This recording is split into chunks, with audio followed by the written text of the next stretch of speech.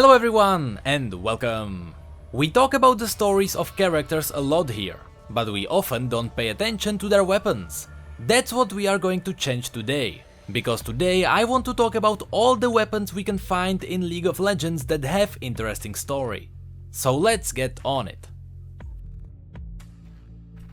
There is a lot of champions that wield interesting weapons that we don't know anything about, Jarvan being the prime example. He wields a dragon lance which has no lore at all. In his entire story there isn't a single word about this unique blade.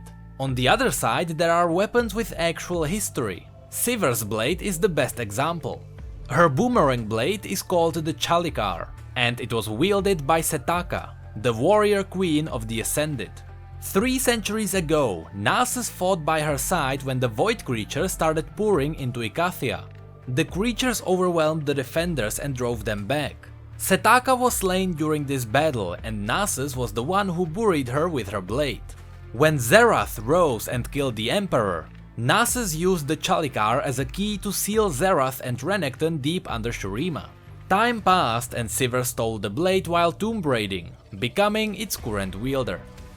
Another weapon with a name and some history is Mordekaiser's mace. Mordekaiser was once a mortal, brutal warlord king who ruled over eastern Valoran. He was known for fighting in his own wars in the head of his army. His raw power and tactical skill made the rest of the world fear him. Only when all the tribes of Valoran put their differences aside and united was Mordekaiser slain. And even during his final hour, he fought for so long a mountain of corpses formed under him.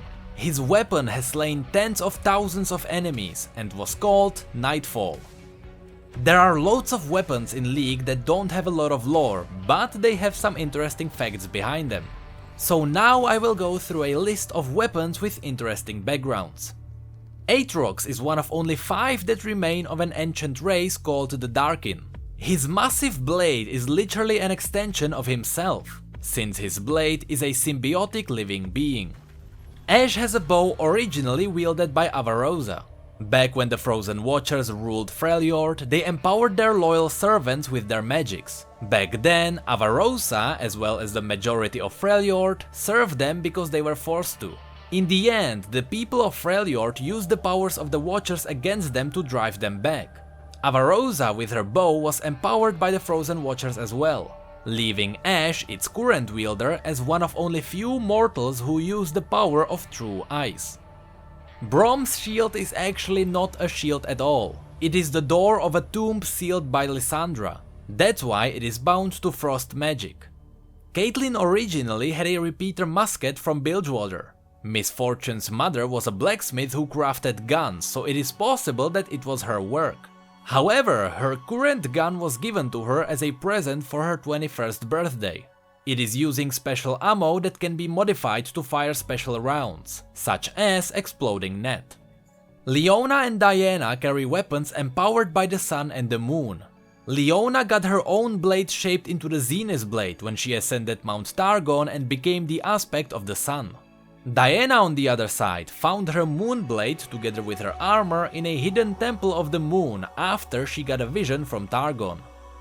We know a lot about Echo's Z-Drive, the little capsule he carries on his belt, but we don't know a lot about his weapon.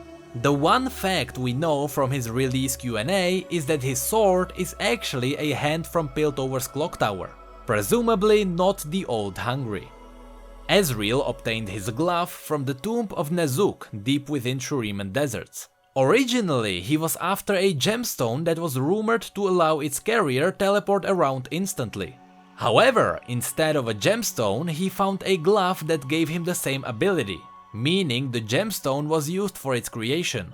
We also know that this glove was originally a pair, and the other glove is somewhere in Runeterra. Although the blade itself doesn't have a lot of background, it would be good to mention that Garen's blade is forged with the help of Petricite. For those of you who don't know, Petricite is a special stone with magic nullifying effect. That's why Garen has a silence. Graves has a special shotgun based on the Hextech technology. He has special rounds with extra powder that are less accurate but explode in a larger radius. At the end of Burning Tides, Graves lost his shotgun and he headed to Piltover to get a new one, revealing that his shotgun wasn't as unique as we thought. The relic Illaoi is carrying is called the Eye of God. Those honored with the title the Truth Bearer carry the Eye of God to spread Nagake Burous' faith. This relic is a direct connection to the Great Kraken himself. Irelia's blades are not as special as you might think. Originally, these blades are common tools of Ionia's master swordsman, Master Leto. During the Noxian invasion, Irelia was cursed by Noxian necromancy, which had the side effect of allowing her to lift physical objects with her mind. The blades themselves are common Ionian family swords.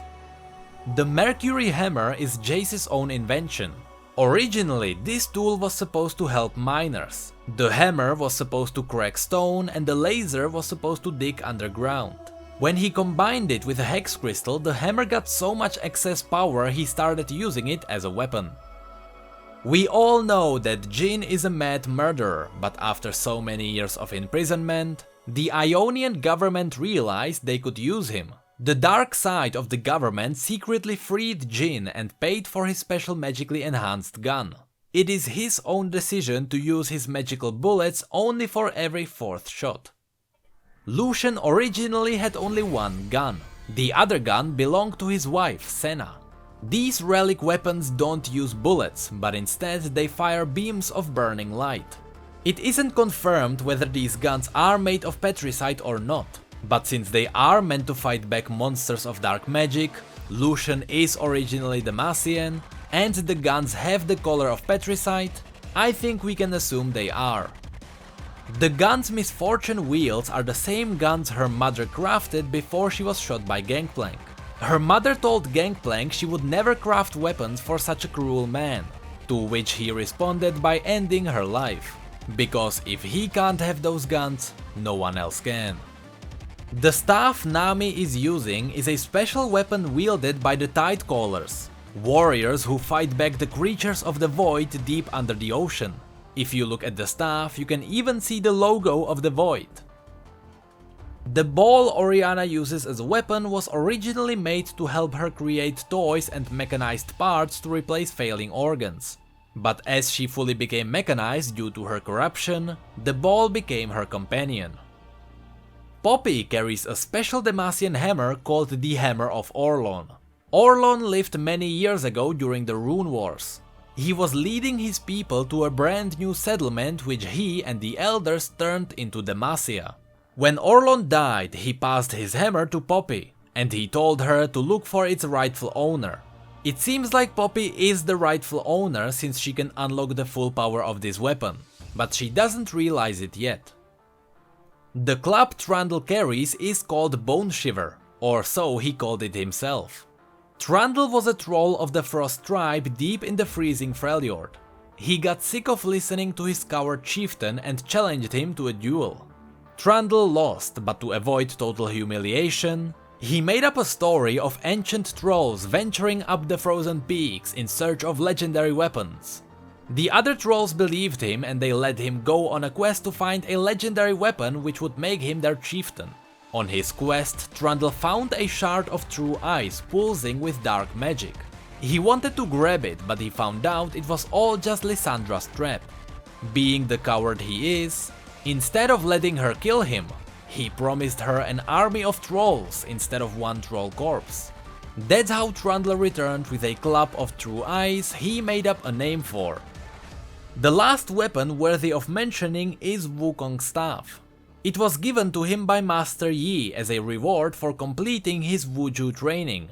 All we know about this staff is that it was crafted by Doran, which revealed that the blacksmith Doran is still part of the lore and that he is possibly from Ionia.